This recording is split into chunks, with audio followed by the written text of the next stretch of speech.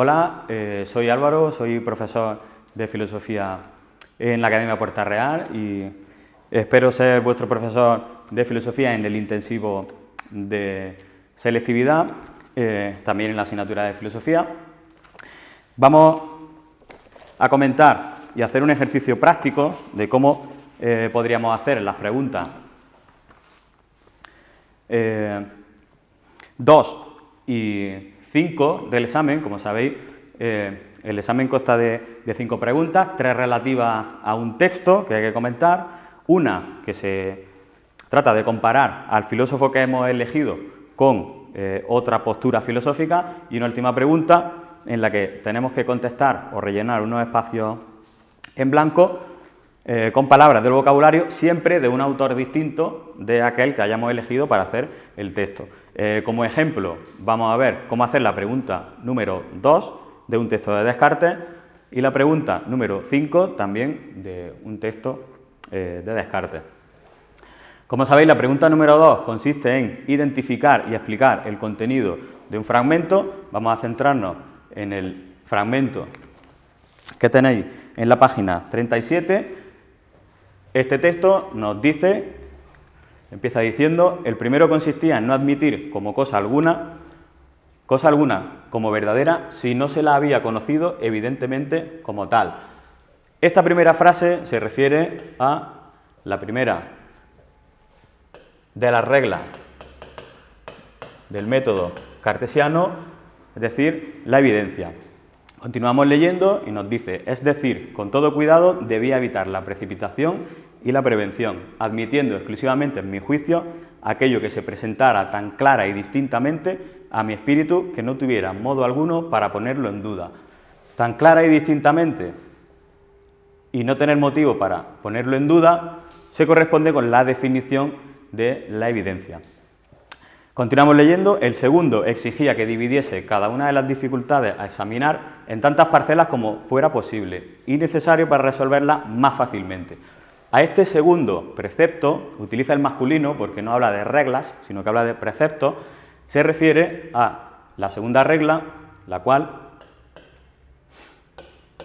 es el análisis. El análisis, que consiste en dividir el problema ya evidenciado en la regla anterior, dividirlo en cuantas partes sea posible.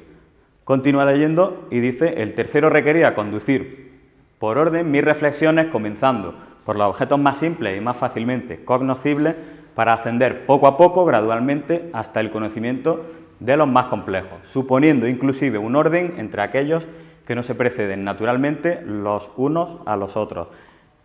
Este tercer párrafo se corresponde con la tercera regla del método, la cual es la síntesis, y tal y como explica en el texto, la síntesis consiste en reconstruir lo previamente dividido en el análisis. Por tanto, una reconstrucción en la que se establecen las conexiones lógicas entre las distintas partes en las que ha sido dividido el problema en la primera regla. Por tanto, identificación de el contenido del fragmento. Tenemos que decir que se trata de un texto de contenido o de tema epistemológico, puesto que trata un problema relacionado con la manera que propone Descartes de distinguir lo verdadero de lo falso.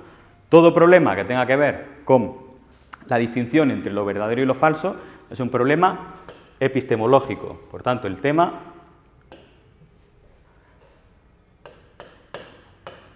se trata de un tema epistemológico, y la idea principal